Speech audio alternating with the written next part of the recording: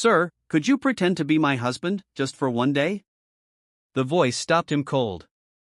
Eli Turner had heard plenty of strange things in his 37 years, but nothing like that. He turned, the bag of horse feed still slung over his shoulder, the sun casting long morning shadows across the cracked sidewalk of downtown Farrell, Montana. Standing behind him was a white woman, young, maybe early 30s, with wind-blown hair, scuffed heels, and panic all over her face. Her coat was threadbare, her hands trembling as they clutched a child's backpack. She looked like she hadn't slept in days. "What?" he asked, blinking. "I know it's crazy," she whispered quickly, eyes darting toward the street. "But please, just for today, if that man sees me alone again, he'll take my daughter." Eli followed her gaze. A government sedan was parked across the street. Standing beside it was a man in a dark trench coat, clipboard in hand, scanning the area like he already knew how the day would end. Eli's first instinct was to step away. This wasn't his business. He was just a woodcarver, a black man in a mostly white town, keeping to himself up on the mountain. Trouble found people who looked like him more easily than it left. "I think you've got the wrong guy," he said quietly, adjusting the strap on his shoulder. "No," she shook her head. "I saw how you looked at that little boy outside the cafe, the one begging for spare change. You didn't walk away." He didn't say anything. "My name's Emily," she added quickly, her voice cracking. "And my daughter's name is Maisie. She's 6. Please, just walk me across the street like we belong to each other. That's all I'm asking." The man in the trench coat turned, spotted them, and started walking their way. Something flared in Eli's gut, something he hadn't felt in a long time. "I'm Eli Turner," he said calmly and stepped closer to her. "Take my arm." Emily's breath hitched, but she obeyed. They crossed the street together like old friends, like partners. Emily leaned lightly against him, and Eli walked with quiet certainty, though his heart beat hard beneath his flannel. The agent stopped them midway. "Ma'am, we were scheduled for an evaluation at 10 a.m. You missed it." Emily didn't speak. Eli squeezed her arm gently, then turned to the man. "She didn't miss anything," Eli said. "We're together now." The man frowned. "And you are?" "Her husband?" Eli answered without blinking. "Name's Eli Turner. We've been going through a hard patch, but I'm taking her and the girl home today." The agent's eyes narrowed. "You're not listed in any file. No marriage license. No shared residence." "Look," Eli sighed, shifting the feed bag on his shoulder. "We don't live by paperwork. I built our place up the mountain myself. You want proof? Come see it." A small figure peeked out from the back seat window of the car. A little girl with big blue eyes and a stuffed rabbit clutched tightly in her arms. She looked like she was holding her breath. The agent paused, then pulled out a pen. "I'll be following up. Don't disappear." "We won't," Eli said. The man stepped aside. Eli and Emily continued across the street, and the moment they reached the sidewalk, Maisie flung open the door and ran into her mother's arms. "Mama, I'm here, baby. I'm here." Emily crouched, hugging her tightly. Maisie peeked up at Eli with weary eyes. "Who's he?" Emily looked up, tears trembling on her lashes. "That's Daddy." Maisie tilted her head, then slowly reached out a hand. Eli stared for a moment, then took it. An hour later, they were winding up the mountain road in Eli's weathered red truck. The feed bag rolled in the back. The wind whistled through a cracked window. Maisie sat between them, humming a tune no one recognized. Emily hadn't said much. She held her daughter close, glancing sideways at Eli as if he might vanish. When the cabin came into view, tucked beneath tall pines, chimney smoking, wood pile stacked neatly beside the porch, Maisie whispered. "It smells like cedar." "It is cedar," Eli said. They parked. Eli opened the door for them. Emily hesitated. "You really live alone up here?" she asked. "Lived?" Eli corrected. "Until now, I guess." Ha!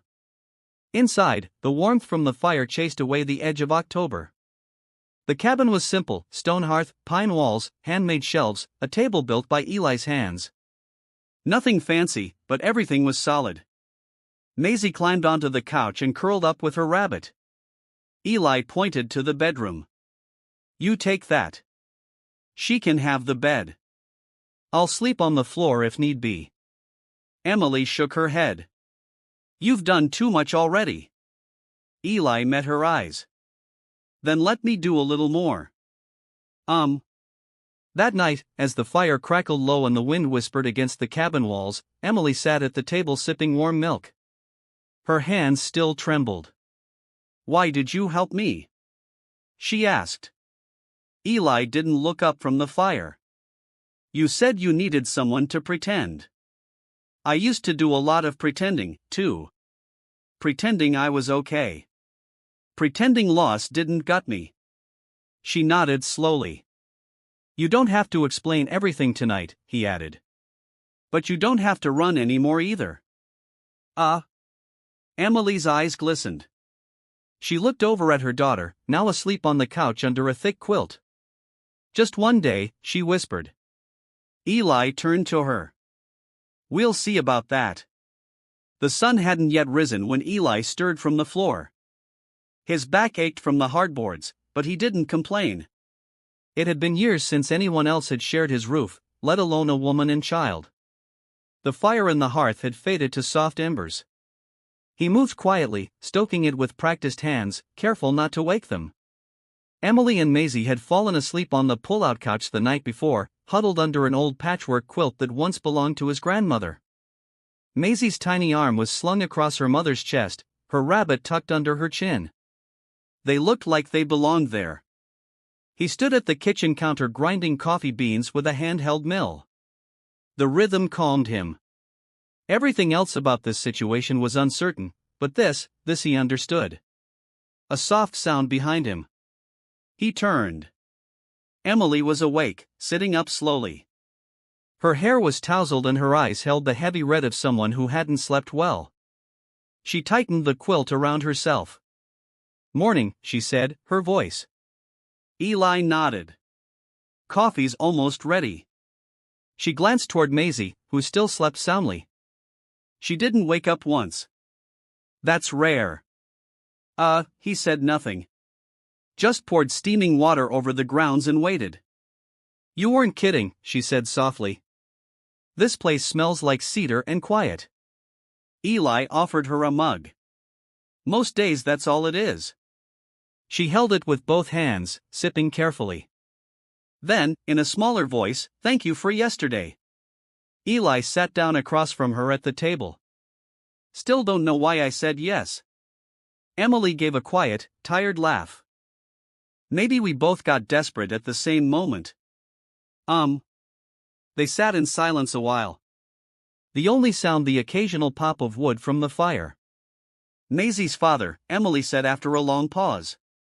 He was never in the picture. Not really. I raised her alone. Eli nodded slowly, not pressing. He died 3 years ago, she added. Not that he ever helped before that. But once he was gone, I stopped running until his brother found me. Eli looked up. Brother? Blaine Harrow, Social Services. He says I've been lying. That I falsified records. That I'm not fit. She clenched the mug tighter. He wants her in his system. Cold buildings, locked rooms. She's already anxious. That'll break her. You didn't do anything illegal. Emily hesitated. I might have bent some truths to keep her safe. Moved around, used a friend's address, but I never hurt her, never neglected her. I just didn't trust the system. Eli leaned back in his chair, studying her. I don't either. She looked relieved at that. But you brought me into something I don't fully understand, he added. And I need to know everything if I'm going to keep this going. She nodded. You will? I'll tell you everything. Just give me a little time.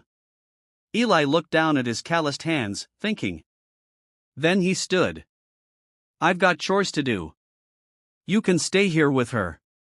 There's cereal in the cupboard, milk in the cooler, wood piles out back if the fire dies down." Emily looked like she wanted to say more, but she just nodded. "Okay." He stepped out into the morning air. The sky was painted in bruised lavender and silver, a soft fog curling along the treeline. His boots crunched frost as he walked toward the shed to fetch his tools. His mind kept drifting back to the look in her eyes. The quiet desperation, the fierce protection. He knew that look, had seen it in the mirror years ago when he buried his brother. Loss carved deep, and once it settled in, it didn't leave easily. Back inside, Emily folded the quilt and started tidying the room. She moved with practiced efficiency, though her eyes darted often toward the door, toward Maisie, like she half expected someone to barge in. When Maisie finally woke, she yawned loudly, rubbed her eyes, and sat up. "Mama," she whispered. "I'm right here, baby," Emily said, coming over. "Did you sleep okay?" Maisie nodded sleepily. "Is the man still here?" "Yes, sweetheart. He's outside. His name is Mr. Eli." Maisie looked around the room, then whispered, "It smells like pancakes." Emily chuckled, "I wish." They ate cereal together. Maisie sitting on a stool far too tall for her legs. Emily kept her tone light, but her eyes betrayed every flicker of fear. Her mind was calculating timelines, exits, and excuses. Old habits hard to break. Around mid-morning, Eli returned with dirt on his jeans and a basket of fresh eggs. "Your daughter's awake," he said as he stepped inside. "She's polite." Emily smiled faintly. She had to grow up too fast. Eli set the eggs on the counter. "You two can stay a while longer." Emily straightened. "Really?" He gave a slow nod. "But if I'm putting my name on this lie, I want it to mean something. You tell me everything. No secrets, no surprises. I can't protect you in the dark." Her expression softened. "That's fair." Maisie came running up, holding her rabbit. "Mr. Eli, do you have chickens?" "Had a few. Foxes got most. Still got one old girl named Ruth." Maisie giggled. "Like the Bible." "Exactly like that," Eli said with a smile. Later that afternoon, Eli took Maisie outside to meet Ruth. Emily watched from the porch as her daughter crouched beside the chicken coop, laughing as the hens strutted and clucked. Emily sat down on the steps, arms wrapped around herself. Her breath made soft clouds in the cool air. Eli returned after a while, wiping his hands on a rag. "She's good with animals," he said. "She doesn't trust people, but animals don't lie." Eli sat beside her. Close but not touching. They watched the trees sway in the wind. "Why me?" he asked finally. Emily turned toward him. "Because you didn't look away when I spoke, you listened. That's rare." He didn't answer right away. "You're not pretending anymore, are you?" she added. He looked ahead, voice low. "I'm starting to wish I didn't have to." They sat in silence as the wind picked up, rustling the pine branches. For the first time in a long time, Eli Turner felt something shift inside him. Like maybe his life wasn't just wood and silence anymore. Maybe this was the beginning of something real. Or maybe it was just one borrowed day that neither of them would forget. The knock came just before noon. 3 sharp raps, too deliberate to be friendly. Eli was drying his hands with a dish towel when he froze. Emily looked up from the kitchen table where she'd been helping Maisie draw horses with a broken red crayon. The girl didn't notice the tension that suddenly gripped the room, but her mother did. Eli moved to the window and parted the curtain just enough to see the black sedan parked out front. "Government plates," he cursed under his breath. "Stay here," he said, already moving toward the door. Emily's voice was tight. "Is it him?" "I don't know yet, but don't open the door unless it's me." He stepped out onto the porch, shutting the door behind him with a soft thud. The air was crisp, the sun high, casting long shadows across the gravel path. A tall man in a pressed navy suit stood waiting, a leather folder tucked under one arm. His graying hair was slicked back, his expression unreadable. Next to him stood a woman in her 40s, broad-shouldered, square-jawed. No nonsense. She wore dark sunglasses and carried herself like someone used to getting answers. "Can I help you?" Eli asked, his tone flat. The man stepped forward, extending a card. "Mr. Eli Turner. I'm Blaine Harrow, Department of Family Services. This is Officer Juliet Mendes from the local precinct. We received a report of a woman and a child residing on this property. We're conducting a welfare check." Eli didn't take the card. "You got a warrant?" he asked. "Just a routine visit," Harrow said smoothly. "A formality, really, but the sooner we speak with the mother and child, the sooner we're out of your hair." Eli crossed his arms. "They're resting. Had a rough night." Mendes stepped in. "Sir, we have legal grounds to speak to the child. You can cooperate or we come back with backup." Eli let a beat pass, then nodded. "1 minute." He stepped back inside, locking the door behind him. Emily was already on her feet, eyes wide. "It's him, isn't it?" Eli nodded. "He brought a cop," her breath hitched. "What do we do?" "You say nothing unless you have to. Don't lie. Don't volunteer anything. Let me handle the rest." She looked down at Maisie, who was still humming quietly to herself, oblivious. Emily crouched, cupped her daughter's face. "Sweetheart, I need you to be really brave, okay? There's a man here who might ask questions. Just tell the truth, but short and simple. And remember what Mama told you. No one is taking you anywhere." Maisie looked confused, but nodded solemnly. "Okay, Mama." When Eli opened the door again, his expression hadn't changed. "You've got 10 minutes. They entered the cabin like they owned it. Eyes sweeping the room. Checking every detail. The patched wallpaper. The single light bulb swinging slightly above the old boots by the door. Blaine's gaze lingered on Emily a second longer than necessary. "Emily Rose," he said, lips tightening. "Been a while." "I didn't invite you here," she replied coolly. Blaine ignored her. "Maisie, come here, sweetheart." Maisie stayed behind her mother's leg, peeking out. Mendes knelt. "Hi there. I'm Officer Mendes. We just want to make sure everything's okay. Can I ask you a few questions?" Maisie didn't move. Emily touched her shoulder gently. "It's okay." The little girl stepped forward, fidgeting. "What's your full name?" Mendes asked. "Maisie Grace Rose. Do you feel safe here with your mom?" Maisie nodded quickly. "Yes, ma'am." Do you know who this man is?" she asked, gesturing to Eli. Maisie looked up at him and smiled shyly. "That's Mr. Eli. He has a chicken named Ruth." Mendes chuckled, but Blaine didn't. "And who is Mr. Eli to you?" Blaine asked, stepping in. Emily straightened. "He's my fiancé." Silence thickened the air. Blaine blinked. "Excuse me?" Eli didn't flinch. "That's right.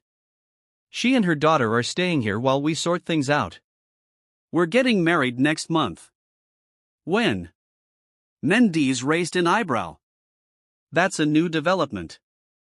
Emily nodded, her voice steady. "We wanted to keep it private until the paperwork was filed." Blaine's face darkened. "You think this little performance fools anyone?" Eli stepped forward, his tone ice. "You're on my land, accusing a woman of lying to protect her child. She's done nothing wrong. If you had anything solid, you'd have come with a warrant." Mendes shifted uncomfortably. "That's enough for now." But Blaine wasn't finished. "You're putting this girl in more danger by dragging a stranger into it." If something happens, Eli's voice dropped to a low growl. If something happens, it'll be because you keep showing up where you're not wanted. Blaine turned to Emily. This isn't over. I will be back. She met his eyes with fire in hers. Then I'll be ready. They left soon after, doors slamming, tires spitting gravel. Inside the cabin, Emily collapsed into the nearest chair, her hands trembling. Eli stood by the window, watching the sedan disappear into the woods. You didn't have to do that, she said. Yeah, I did, she looked up at him. He's not going to stop. No, Eli said. But neither am I. Maisie came over and climbed into her mother's lap. Emily hugged her tightly, burying her face in the girl's hair. Outside, the wind picked up again, whistling low through the trees. Eli sat across from them, fingers steepled under his chin. This wasn't just about protecting a stranger anymore. It was about standing his ground. And for the first time in years, he knew what it felt like to have something worth fighting for. That night, the wind howled louder than usual through the pine trees. The old cabin creaked and groaned like it was remembering something it had once tried to forget. Eli sat at the kitchen table, nursing a chipped mug of coffee long gone cold. Across from him, Emily was silent, staring at the wall, but not really seeing it. Her hands were wrapped around a blanket, pulled tight to her chest. Maisie had fallen asleep hours ago in Eli's bed, clutching Ruth the chicken's feather, like it was a magic charm. Neither of them had spoken much since Blaine and Officer Mendes drove away. You okay? Eli asked, finally breaking the silence. Emily blinked, then nodded slowly. Yeah, just remembering. He waited. She took a breath. When Maisie was born, Blaine didn't even show up at the hospital. I named her alone, raised her alone. But the moment I tried to leave to start fresh, he suddenly wanted control. He doesn't want her, Eli said. He wants to punish you. Emily nodded. He's always been that way. It's not about love. It's about ownership. Eli leaned forward. You ever press charges, file a report? I did once. He paid off the officer, claimed I was unstable, said I was making it all up, even had a psychologist from his circle declare I was emotionally unfit. Eli muttered a curse under his breath. She looked up at him then. Her eyes cleared despite the exhaustion. I don't know why you're helping me, Eli. You barely know me. Maybe not. But I know what it looks like when someone's being hunted, he said. And I don't like bullies. Silence settled again. Not cold this time, but quiet like shared understanding. The next morning, Emily woke early. The smell of bacon and fresh cornbread filled the air. She walked into the kitchen to find Eli flipping pancakes. A soft hum escaping his lips. You didn't have to, she started. I was up anyway, he said. Figured we could use something warm. Maisie ran in a moment later, barefoot and laughing, chasing a small wooden car Eli had carved for her the night before. For a while, the cabin felt like a home, not a hideout. But peace never lasted long. Around noon, the phone rang. Eli glanced at the caller ID. No number. He picked up. A man's voice, smooth and laced with venom, came through. I hope you're enjoying playing house, Mr. Turner. But let me be clear. You're interfering with a legal matter, and you're going to regret it. Eli didn't flinch. Is that a threat, Harrow? It's a promise. I'm filing for emergency custody. You've got 48 hours before a court date is set. The state will side with stability, not some recluse in the woods. Then I suggest you come with more than threats next time. He hung up before Blaine could respond. Emily was watching from the hallway. He's moving fast, she said. Eli nodded. He's scared. What do we do? We prepare. The next 2 days passed in quiet but focused urgency. Eli reached out to a local retired judge he trusted, Judge Miriam Collins, a sharp-tongued woman in her 70s, who used to be known as the gavel with a conscience. She agreed to meet. On the morning of the third day, Eli drove them into town. The courthouse was a low brick building that smelled of varnish and old paper. Judge Collins met them in her office, glasses perched at the tip of her nose. She listened without interrupting as Emily told her story, everything from the emotional manipulation to the threats, the custody battles, the paid-off therapists, and finally the escape.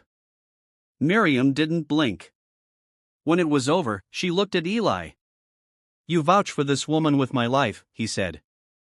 The judge sat back, tapping her pen against the desk. "There's no formal case filed yet, but I've seen Blaine operate before. He's dangerous and well-connected. If he pushes this, you'll need documentation, testimony, and above all witnesses." Emily looked down. "Most people who knew us are afraid of him." "Then we find someone who isn't," Miriam said. "And we build from there." They left the office with a list of steps. Gather medical records, find old friends, request a protective hearing, and file a formal petition for guardianship to establish Eli as a temporary safeguard, just enough to delay Blaine's legal tactics. Back at the cabin, Eli made calls while Emily dug through her old files. She found a letter from a nurse who once reported a bruise on Maisie's arm, evidence that had been buried. She found emails from Blaine's assistant that hinted at forged documents. Hope began to flicker at the edges, but so did the shadows. That night, as they ate dinner, Eli noticed a car drive slowly down the road. No lights, just the crunch of tires on gravel. It didn't stop, but it didn't feel random either. He stood up. "We need to be ready for anything." Emily stood too. "You think he'd come here?"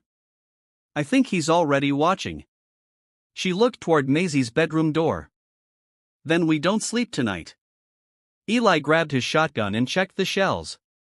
Outside, the wind was picking up again, and far down the road, headlights blinked once, then disappeared into the trees.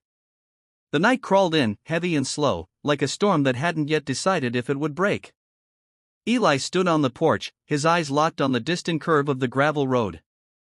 In one hand, he held the shotgun loosely by his side.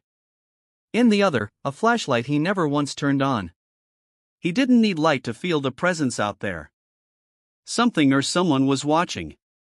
He could feel it in his bones. The way an old soldier senses a trap before the first twig snaps. Inside, Emily paced the length of the living room, her nerves fraying with every tick of the clock. She had put Maisie to bed hours ago, but she knew the girl wasn't sleeping. She was lying still under the covers, pretending, too afraid to ask why Mom's voice was tense or why Mr. Turner hadn't come inside yet. "You should get some rest," Eli said when he finally stepped back in. Emily looked at him, face pale in the lamplight. "You know I can't." He gave her a soft nod, then motioned to the couch. "You sit, I'll talk." He pulled a chair closer and sat across from her. "I was 20 when I got shipped to Iraq. Thought I was invincible. Came back with shrapnel in my leg and a head full of ghosts. Spent 2 years drinking myself into silence until a woman named Nain pulled me out of it. She taught me how to work with my hands, how to listen, how to slow down. I owe her everything." Emily's eyes softened. "Where is she now?" "Past cancer. Fast and cruel." His voice caught, but he cleared it. "After that, I moved out here. I didn't want to be around people, but somehow people keep finding me." Emily half smiled. "I guess you give off a certain reliability, or I just live next to a fence that's too tempting." She chuckled, then leaned back, exhaling for the first time in hours. "What do we do, Eli? Really, if Blaine gets custody?" "He won't," Eli said firmly. "But we don't just wait anymore. We go on the offensive." She tilted her head. "Meaning?" "Meaning tomorrow we drive out to Jenkins Hill. There's a woman there, Cora Sanders. She was Maisie's old daycare provider, right?" Emily nodded slowly. "Yes. She filed a concern once after Blaine dropped Maisie off with a black eye. She might be willing to speak up now, especially if she knows a judge is watching. But what if she's afraid?" Eli's voice hardened. "Then we remind her what happens when good people stay quiet." The next morning was gray and cold. Fog curled around the edges of the trees like smoke. They left before dawn. Eli driving an old Ford pickup that groaned on the hills, but still had fight left in it. Emily sat beside him, clutching a worn folder filled with every scrap of evidence she'd gathered. Maisie stayed behind with Miss Ruby, the retired nurse who lived 2 miles down the road and owed Eli more than a few favors. Jenkins Hill was an hour away. By the time they reached it, the sun was just beginning to burn through the mist. Cora's house was a squat, cheerful cottage with a garden gone wild in the front yard. She opened the door before they even knocked, eyes wide with surprise. "Emily," she said. "Hi, Ka." Emily's voice was tentative but steady. "Can we talk?" They sat at her kitchen table. Cora poured coffee, her hands trembling slightly. As Emily spoke, Cora's face went through a cycle of reactions: shock, guilt, fear, and finally resolve. "I remember that day," Cora said. "Maisie had a bruise on her arm. She said Daddy was mad about a spilled drink. I made a report, but nobody followed up. A week later, Blaine sent 2 men to my home to remind me who had friends in the sheriff's department." Eli leaned forward. "Would you be willing to sign an affidavit or testify?" Cora hesitated, then looked at Emily. "You believe he'll take her from you?" Emily nodded, her voice a whisper. "He doesn't want her. He just wants to win." Cora's jaw set. "Then yes, I'll speak." As they drove back, Eli glanced over. "One down." Emily's grip on the folder loosened slightly. "A small win, but it's something." When they returned, Miss Ruby met them on the porch. Her face was tight. "You had a visitor. Said he was a lawyer. Dropped this off." She handed Eli a thick envelope. Inside was a formal petition. Blaine had filed an emergency custody order. Hearing set in 5 days. Attached were photos edited to show Emily looking disheveled, Maisie crying, and a log of alleged abductions. Emily's hands shook as she read. "He made me look like I kidnapped my own child." Eli scanned the papers, then handed them to Ruby. "This is manufactured in fast. He's cutting corners." "We need a lawyer," Emily whispered. "A good one. I'll call Judge Collins. See if she can refer someone," Eli said. That evening, they sat in silence again. The weight of what was coming pressed on them from all sides. Eli broke the quiet first. "You ever think about leaving the state?" Emily looked up. "Running?" "Not running, starting over in a place where Blaine's name means nothing." "I've thought about it every day since Maisie turned 2. But he'd chase us. He'd find us." "Not if the law's on your side," Eli said. She looked at him, really looked. "Why are you still here, Eli? This isn't your fight." "Yes, it is," he said, voice low but firm. "Because once you see injustice, you can't unsee it. And because I've made peace with who I used to be, but I won't make peace with letting a man like Blaine win." A long silence followed. Then Emily reached over, her fingers brushing his, and for the first time, it wasn't about pretending anymore. The next morning, Emily woke with a start. For a second, she didn't know where she was. The walls were paneled wood, not the pale blue of her old bedroom. It took a moment before she remembered. Eli's house. Safety and danger still looming like a cloud on the horizon. Downstairs, the smell of coffee drifted up like a gentle invitation. She found Eli already dressed, seated at the kitchen table in his flannel shirt, reading over legal documents with his glasses perched low on his nose. His concentration was intense, brows furrowed, lips pressed into a line.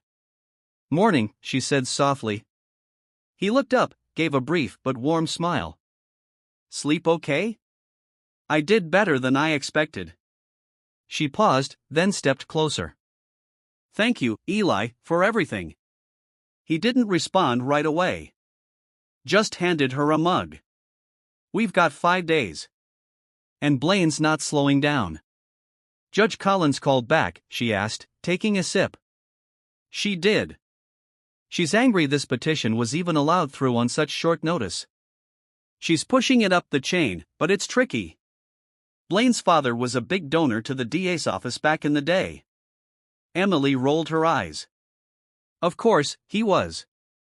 Eli stood, paced for a moment, then turned. But there's someone, a defense attorney named Janice Rowe. Used to be federal, now private practice out of Austin.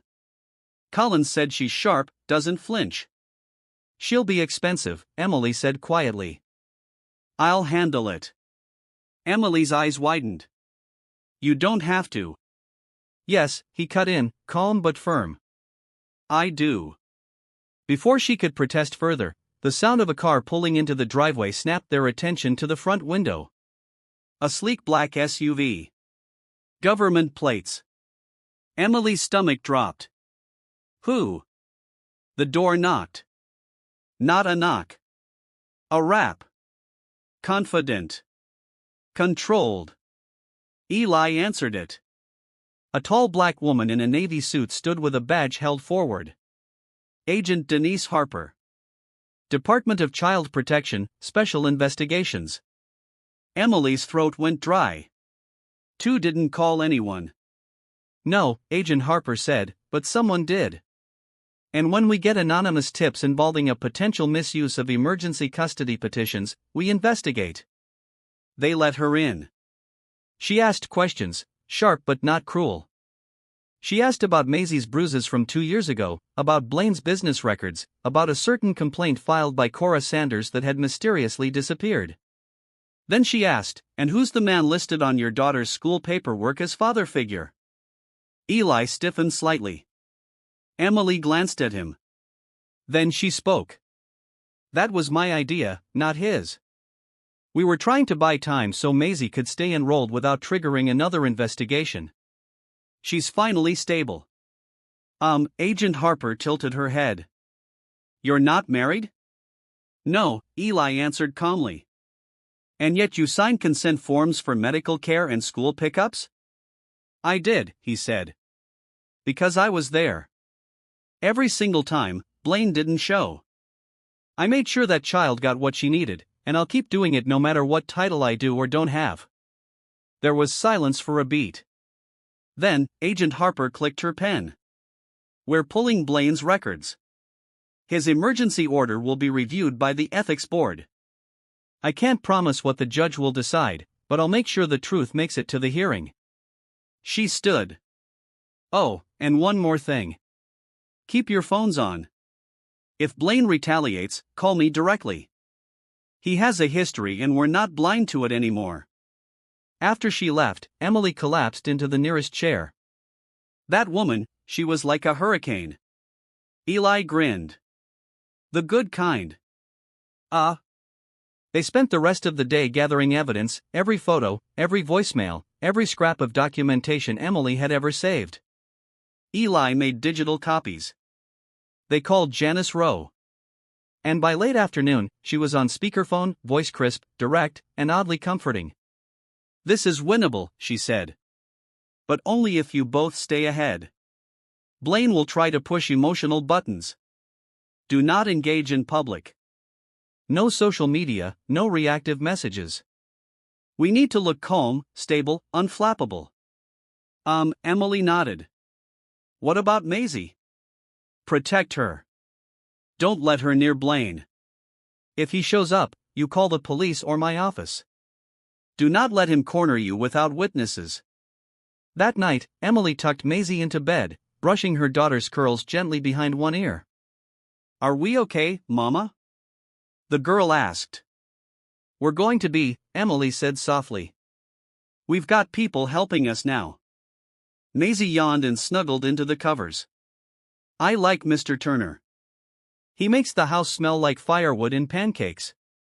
Emily smiled, tears prickling her eyes. Yeah, me too. Downstairs, Eli was reviewing court precedent. When Emily joined him, she stood there for a long moment, just watching him work, steady, strong, endlessly patient. You never said what you did before the army, she murmured. He looked up. Mechanical engineering. Then I walked away from it. Why? Because I built things for people who broke them on purpose. Emily studied him. Well, you're building something here. Just so you know. He didn't answer. But in the flickering light of the desk lamp, she saw something shift in his expression. Something deeper than duty. Something quietly protective. Like the way people guard the most fragile things they love. Outside, the wind picked up. A storm was coming. But this time, Emily felt something she hadn't in a long time. Prepared, not alone, ready. The courthouse steps were slick with rain when Eli parked the truck across the street. He glanced at Emily beside him. She sat stiffly, dressed in a modest navy blue dress, her fingers twisting a cheap bracelet she hadn't worn in years.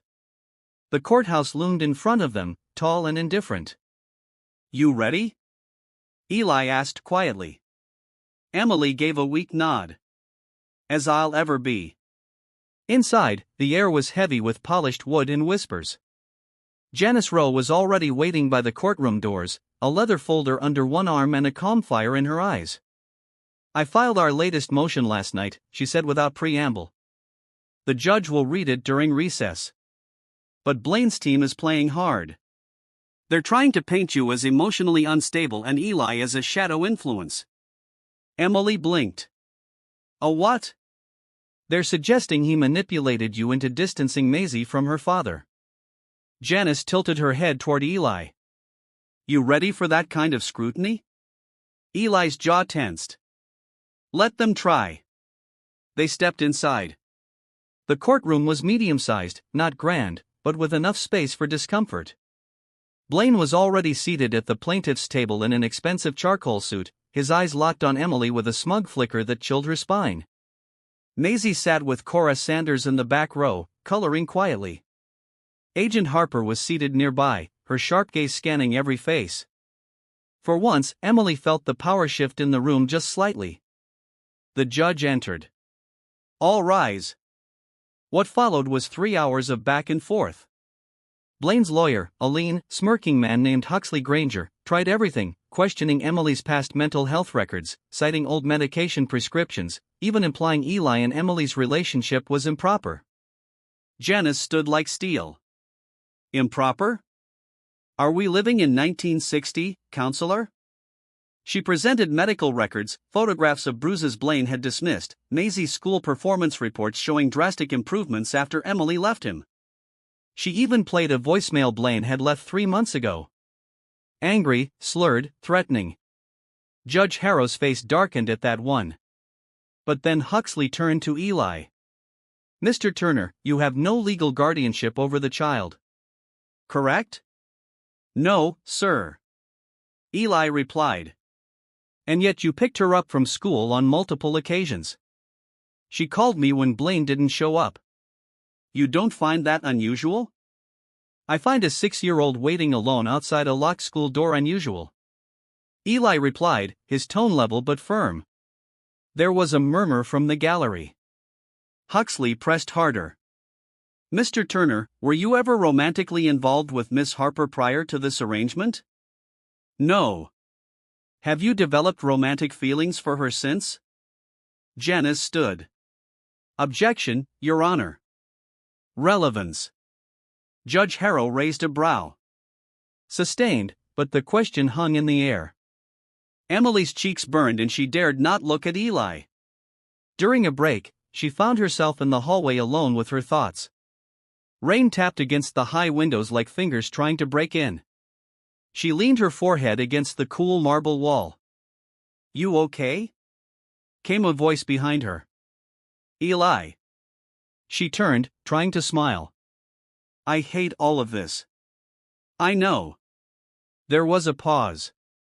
Then she said, barely above a whisper.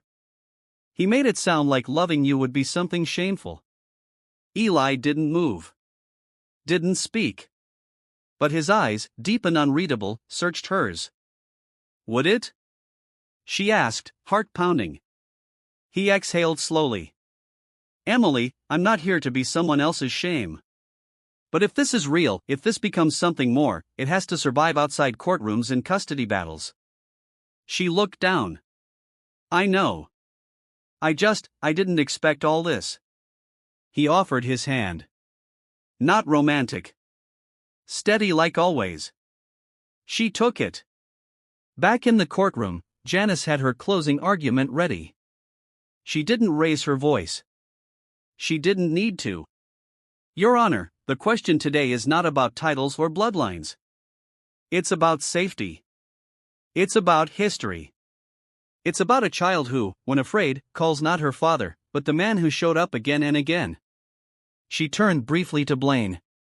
This court doesn't owe Mr. Blaine Harper a second chance at redemption. Not when he hasn't earned it. When the judge recessed to deliberate, Emily sat quietly beside Eli in the hallway. No one spoke, not even Maisie, who had fallen asleep against Cora's arm. An hour later, they were called back. Judge Harrow's voice was even unreadable. After reviewing testimony, evidence, and the full history of the parties involved, I am making the following ruling. Emergency custody is hereby terminated. Full legal custody of Maisie Harper shall remain with her mother, Emily Harper, until further proceedings require otherwise. Emily's breath left her body like air from a balloon. Judge Harrow wasn't done. Furthermore, this court formally censures the conduct of Mr. Blaine Harper in misrepresenting his circumstances. Any attempt to further petition this court without demonstrable change will be viewed as contempt. Blaine stood, his face molded with fury. He opened his mouth to speak, but Agent Harper was already on her feet. Mr. Harper, a word, she said coldly. Outside, the room emptied slowly, but Emily couldn't move. Not until Maisie ran into her arms. You're not going anywhere, baby. Emily whispered, crying openly now. We're okay. Janice patted Eli on the shoulder. You held up better than most clients I've had. He gave a small smile. We're not done yet, are we? No, she said, but this was a damn good start. Outside the rain had stopped. The clouds began to lift, pale sunlight slipping through like a quiet promise. Eli opened the truck door for them. Maisie climbed in, still clutching her coloring book. Emily hesitated, then turned to him. Thank you. He shook his head. You don't owe me that. I know, she said, but I still mean it. They stood there for a beat longer. Then, quietly, Emily reached out and took his hand again, not out of desperation this time, but choice. And maybe, just maybe, the beginning of something else. The air felt different after the ruling. Not lighter, not exactly, but clearer, like the storm had passed, even if the clouds still lingered. Back at the house, Emily stood in the kitchen stirring a pot of soup. The rhythmic motion grounding her while Maisie watched cartoons in the next room. She glanced over her shoulder every now and then, still half waiting for someone to rip away the comb. Trauma had its own clock. It didn't reset just because a gavel came down. Eli had stepped out to pick up groceries, insisting they needed something celebratory but responsible, which apparently meant strawberry shortcake and lemon iced tea. He returned an hour later, soaked from a brief drizzle and holding a paper bag like it contained treasure. Maisie bolted to the door. Did you get marshmallows for the cocoa or your victory parade? Eli asked with a grin. Both? He handed her the bag. Emily watched from the kitchen doorway, her arms folded, but her heart more open than it had been in months. Maybe longer. Later, as Maisie dozed off on the couch, curled beneath a blanket with the television humming in the background, Emily and Eli found themselves on the back porch. The air was cool and damp, and crickets sang from the tall grass beyond the fence. A soft light poured from the kitchen window behind them, casting their shadows long across the floorboards. Emily held a mug of tea, cradling it like armor. Do you ever wonder if peace like this can last? Eli leaned back in the old rocking chair, one leg stretched out, his voice low. I stopped asking that question a long time ago. Now I just try to hold on to the good when it shows up. She nodded slowly. I keep waiting for Blaine to pull something else. He might, Eli admitted. But now he knows he's not the only one in the ring. She smiled. Just a flicker. That's not nothing. They sat in silence for a while, broken only by the creak of the rocker and the distant sound of an owl. Emily spoke again, quieter this time. I didn't plan to fall into anyone's life, let alone yours. I know, but you didn't push me away, even when I brought a storm with me. Eli turned toward her, his expression unreadable but soft around the edges. Maybe I was tired of calm that never meant anything. She looked at him, really looked at him. The lines in his face spoke of years he rarely spoke of. The calm in his voice wasn't passivity. It was earned stillness, the kind that came from surviving things without making noise about them. Then something unexpected. Her phone buzzed on the table behind them. Emily flinched, her heart tripping before her hand even reached for it. One look at the screen and her breath caught. It wasn't Blaine. It was Cora Sanders. Emily answered immediately. Cora, Emily, you need to come to the station. What? Why? I can't explain over the phone. Just come, bring Eli if you can. Click. Emily turned to Eli. Something's wrong. 10 minutes later, they were in the truck, barreling down quiet streets lit only by scattered street lamps. The sheriff's department stood like a quiet sentinel in the night. Cora was waiting just inside, her face drawn tight. She led them down a hallway to a back office where Agent Harper was already seated, arms crossed, a folder open in front of her. You might want to sit, she said. Emily stayed standing. What is it? Harper flipped the folder toward them. Inside were printed photos, grainy surveillance stills. Blaine in a car talking to someone through the window.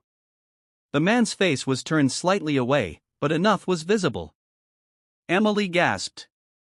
Is that Judge Harrow? Harper nodded grimly. Taken 2 nights before your hearing. We've confirmed a cash transfer between Blaine's offshore account and a shell company tied to the judge's cousin. Eli's face darkened. He tried to buy the ruling. Looks like it, Harper replied. We're building a case now, but it's going to take time. Emily gripped the back of the chair. So, what does that mean for us? It means the case could be reopened under a different judge, Harper said. But more than that, it means Blaine's not done. He's panicking and panicked people do stupid things. Eli's voice was steel. Then we need to be ready. Harper nodded. And keep everything locked down, no contact, no response to anything he sends. We'll handle the surveillance. Cora added. And I'll be parking outside your house the next few nights just in case. Emily felt the familiar tightness return to her chest. The illusion of safety had lasted less than a day, but as they walked out into the night again, Eli reached for her hand. This time, she didn't hesitate. Back at the house, she stood in Maisie's room, watching her sleep. A small stuffed elephant tucked under her arm, her lips parted in that innocent way children forget how to do once they grow afraid. Emily tucked the blanket tighter around her daughter, whispering promises she wasn't sure how to keep yet. Outside, Eli stood by the fence, arms crossed, watching, guarding. When she joined him, he didn't speak.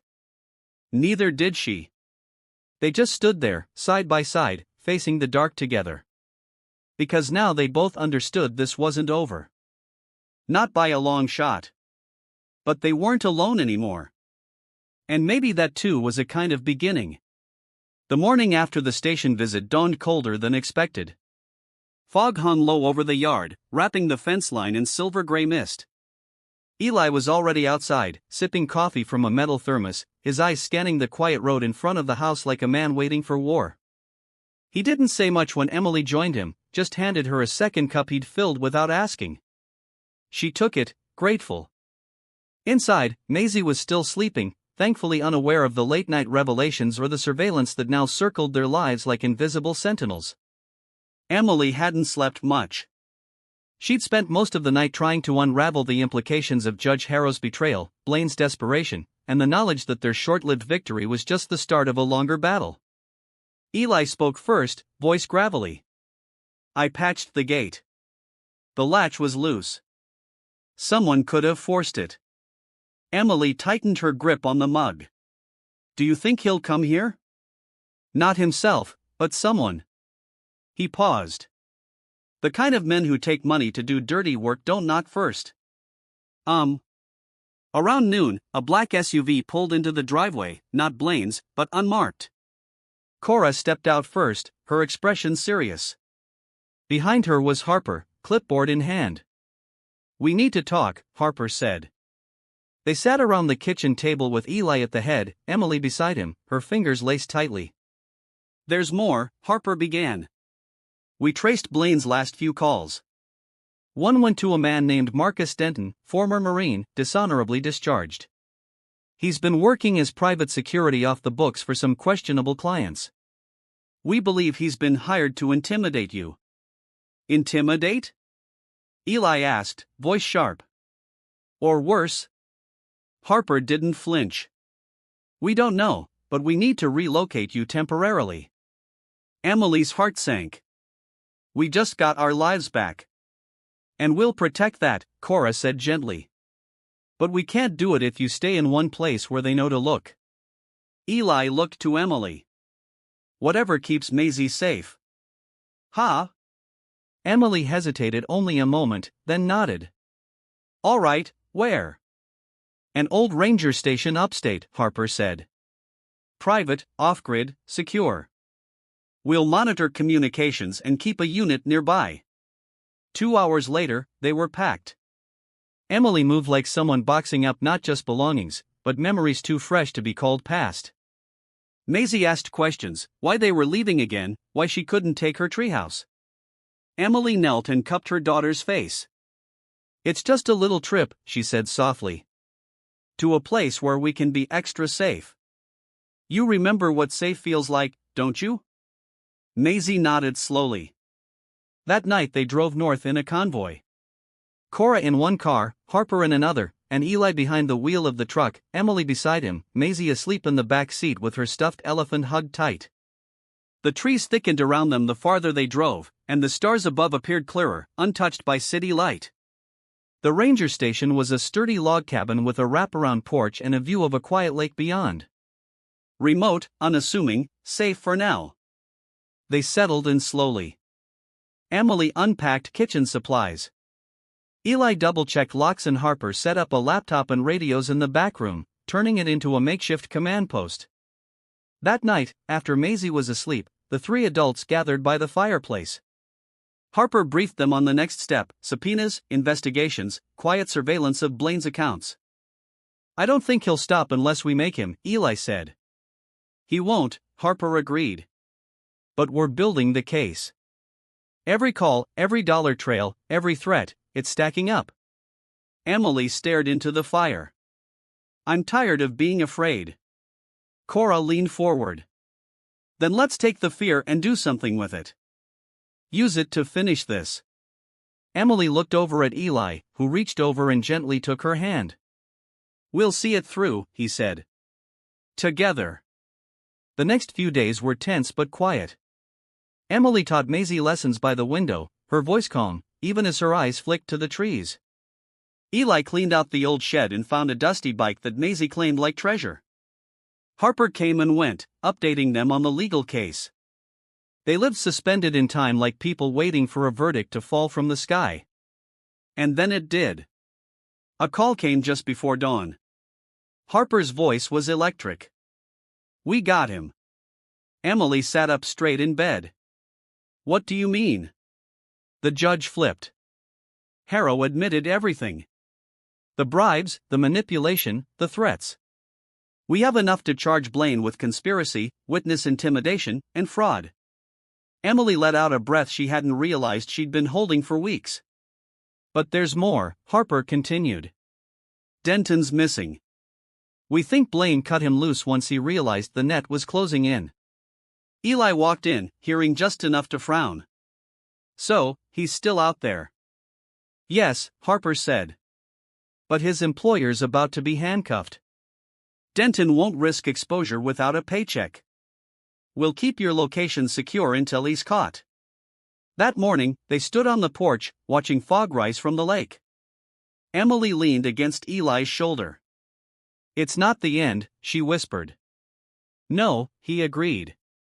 But it's the first morning in a long time where it feels like we're starting something new. Maisie came out, rubbing her eyes, barefoot on the wood. Is it over? Emily knelt. Almost, baby. The three of them stood together, side by side, the sunlight just beginning to cut through the fog. It wasn't safety they had yet. Not completely. But they had each other. They had truth. And for the first time in a long time, they weren't running. They were ready. Don't forget to like this video if you believe that sometimes one small act of kindness can save a soul, and subscribe to BUP Stories to hear more tales where goodness still exists and humanity remains the most beautiful thing of all. Have you ever met someone just for a day, but they changed your life forever? Leave a comment below.